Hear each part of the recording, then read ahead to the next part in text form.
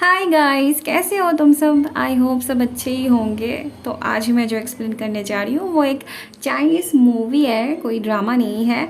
पर फिर भी मैंने इसको 2 पार्ट्स में अपलोड करूँगी क्योंकि बहुत लंबा है, तो देर हो जा रही है, मतलब देर हो रही है एडिट करने में। तो अभी थोड़ा सा किया है तो उसको ही अपलोड कर रही हूँ। ठीक है, कल सुबह 8 बजे के अंदर मैं दूसरा वाला पार्ट दे दूँगी। ठीक है।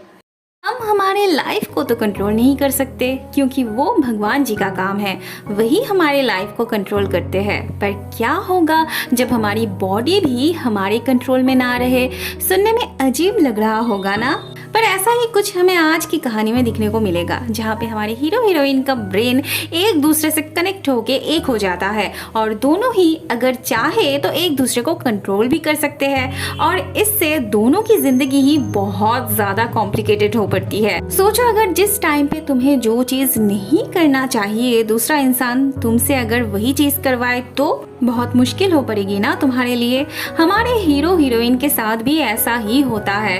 तो चलो अब कहानी के अंदर चलते हैं। इस कहानी के फीमेल लीड का नाम एना है, जो कि एक आर्किटेक्ट है। फिलहाल के लिए वो एक कंपनी में मामूली से एम्प्लॉय थी। वैसे तो वो इस फील्ड में बहुत सारा नाम कमाने की सपना देखती है, पर उसे अपने हार्ड वर्क का सही कदर नहीं मिलती थी। उसे खुद भी पता था वो अच्छा करती थी, पर उसे मुड़ के जवाब नहीं देना आता था। एट द एंड उसे यही लगता था कि शायद उसी की गलती होगी। वो फिर से शुरू करती थी। सबका इंसल्ट करना, उसे निग्लेक्ट करना चुपचाप सह लेती थी। मतलब उसे बस ओबीडियंट होना आता था। सेल्फ रिस्पेक्ट जरा सा भी नहीं थी उसके अंदर। उसका काम ना ही उसके बॉस को पसंद आता था और ना ही उसके क्लाइंट को। ऑफिस में एना इस बंदे पे क्रश खाती थी। अपने नेचर की वजह से वो इस बात को बहुत टाइम से अपने दिल में ही दबा के रखी थी। बोलने का मौका आके भी चला जाता था। अब वो बोल नहीं पाती थी तो ये उसकी प्रॉब्लम थी। पर थोड़ी ना दूसरे एम्प्लॉय चुप बैठते। उसी के ऑफिस में एक लड़की थी जो एना के हर काम के बीच आ पड़ती थी। यहाँ भी वो उसके क्रश को इम्प्रेस करने की पूरी कोशिश करती है। एना के पास अपसेट होने के अलावा और कुछ भी नहीं था। अच्छा, बहुत हो गई फीमेल लीड की बात। अब थोड़ा मेल लीड के बारे में भी बात किया जाए। हमारे मेल लीड का नाम गावांग है, जिसे पियानो बजाना बहुत पसंद था, जो कि एक दिन बहुत बड़ा पियानिस्ट बनना चाहता था। पियानो उसके लिए जिंदगी थी। उसने बहुत सारे पियानिस्ट के इंटरव्यू दिए थे, पर हर जगह से उसे रिजेक्ट कर दिया जाता था। जर्मनी में वो अपने दोस्त के घर रह के कोर्स कर रहा था। दोनों का सपना था एक दिन बहुत बड़े पियानिस्ट बनेंगे, पर अचानक से उसका दोस्त कोमा में चला जाता है, जिस वजह से गावांग बहुत अकेला हो पड़ता है। दोनों दोस्त एक दूसरे का सहारा थे। वो दोनों एक दूसरे को अपनी फैमिली मानते थे। इस तरफ गावांग और दूसरी तरफ एना, दोनों ही अपने आप को यूजलेस मानने लगे थे। दोनों ही जिंदगी से हार मान लिए थे। पर जिसने ये जिंदगी दी थी वो इतनी आसानी से दोनों को हार मानने नहीं देते। वहाँ एना पैर फिसल के गिर जाती है और इस तरफ गावांग अपने सर पे बहुत बड़ा झटका महसूस करता है। मतलब इसी बीच भगवान जी ने अपना मैजिक कर दिया होता है। दोनों का ब्रेन एक दूसरे से कनेक्ट हो जाने पे एना को चोट लगती है, पर गावांग को भी दर्द महसूस होता है। एना को काम की जगह पे चोट लगी थी, फिर भी उसे कंपनी से कोई कंपनसेशन नहीं दिया जा रहा था। ऊपर से उसके 3 दिन के छुट्टी लेने से उसकी सैलरी से पेमेंट काट लिया जाता है।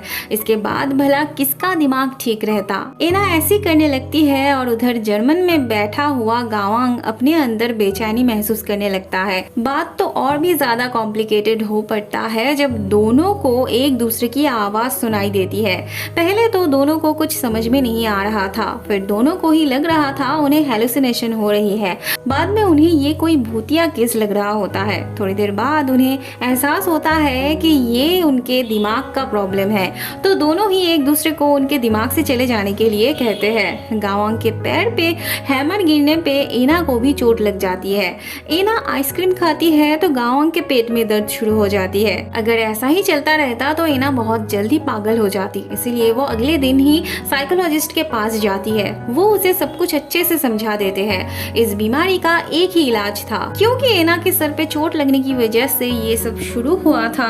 तो अब गावांग के सर पे चोट लगने पर ही वो अपने नॉर्मल लाइफ में वापस लौट सकती थी। पर गावंग भला जानबूझ के क्यों अपने सर पे चोट खाने जाता, इसलिए एना उसे कुछ रूल्स फॉलो करने के लिए कहती है। अब जब एक दूसरे में रह के ही दिन गुजारने थे तो कुछ रूल्स तो मानने ही पड़ते। रूल नंबर 1, दोनों बात नहीं करेंगे एक दूसरे से। रूल नंबर 2, खतरे से दूर रहेंगे। रूल नंबर 3, अपनी अपनी हार्ट रेट 100 के अंदर रखेंगे। पर ये सब रूल फॉलो करने से थोड़ी ना प्रॉब्लम सॉल्व हो जाती। गावंग जर्मनी में था जहाँ बर्फ गिर रहे थे और एना थी चीन में जहाँ पे नॉर्मल वेदर था। गावंग को ठंड लगती है तो उसका इफेक्ट एना पर भी दिखाई देती है।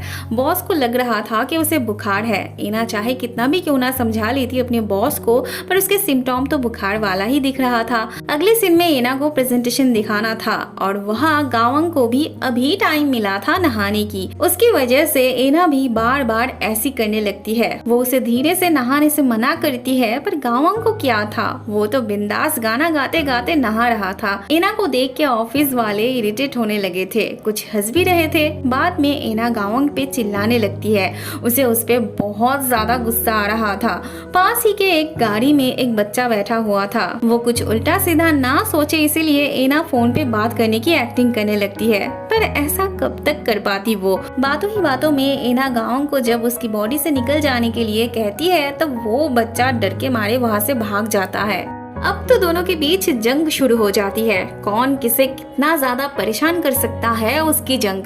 कभी एना परेशान करती है तो गावंग बदला लेता है और कभी गावंग परेशान करता है तो एना बदला लेती है।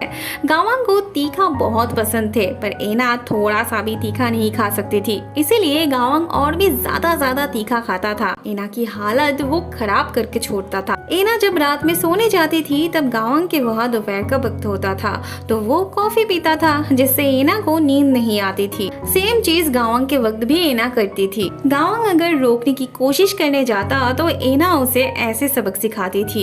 एना अपना डिजाइन बनाते वक्त अनजाने में ही म्यूजिक ड्रॉ कर देती थी, जिस वजह से उसे बॉस की डांट सुननी पड़ती थी। अगले सीन में हम देखते हैं एना अपने दोस्त के साथ बार में बैठी होती है। थोड़ी देर बाद वहाँ एना की आइडियल आती है। उसे देख के एना बात करने जाने लगती है। वहाँ गावंग का इंटरव्यू होता है तो वो एना को ड्रिंक करने से मना करता है। एना जब अपनी आइडियल को अपनी डिजाइन्स दिखाती है तो वो बहुत इम्प्रेस हो जाती है। वो एना को उनके साथ बैठ के ड्रिंक का ऑफर करती है।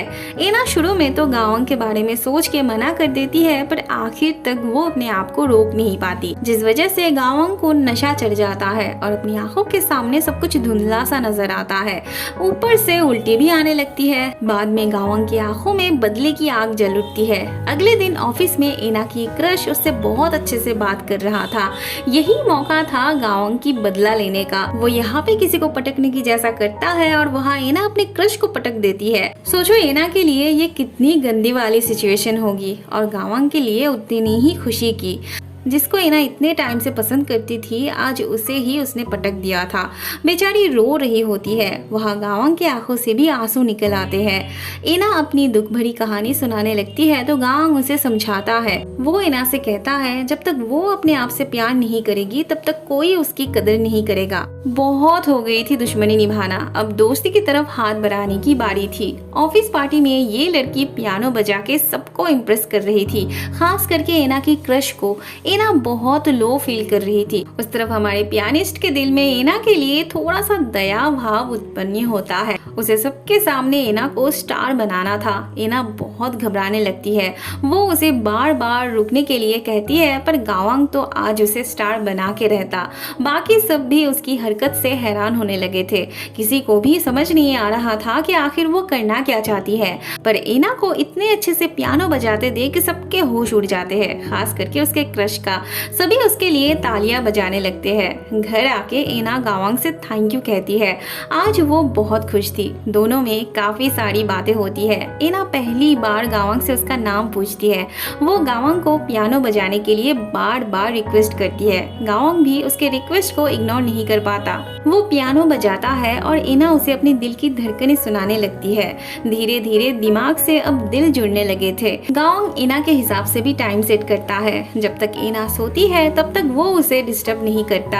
एना भी अपने हाथों में ग्लव्स पहन के काम करती है ताकि उसके हाथों में में चोट ना लगे, नहीं तो गांवों को पियानो बजाने में प्रॉब्लम होती। उसके कलीग को बहुत हंसी आती है उसे ग्लव्स पहनते देख, पर एना को कोई फर्क नहीं पड़ता था। वह गांवों को अच्छा तो लगता है पर एना को चिढ़ाने के लिए कहता है, कहाँ से खरीदे इतनी लो क्वालिटी का ग्लव्स। इसके उल्ट बहुत चुप रहे हैं। अभी दोनों और लड़ते नहीं हैं, एक दूसरे का साथ काफ़ी एंजॉय करते हैं। दोनों अपनी अपनी पसंद नापसंद को एक दूसरे के साथ शेयर करने लगते हैं, एक दूसरे को महसूस करने लगते हैं। एक बार इना को बुखार आने पे उसे बहुत ठंड लग रही थी, तब गांवांग उसके लिए गर्म पानी में खुद को डुबो के रखता है। थोड़ी देर बाद इना को आराम महसूस होने पे नींद आ जाती है।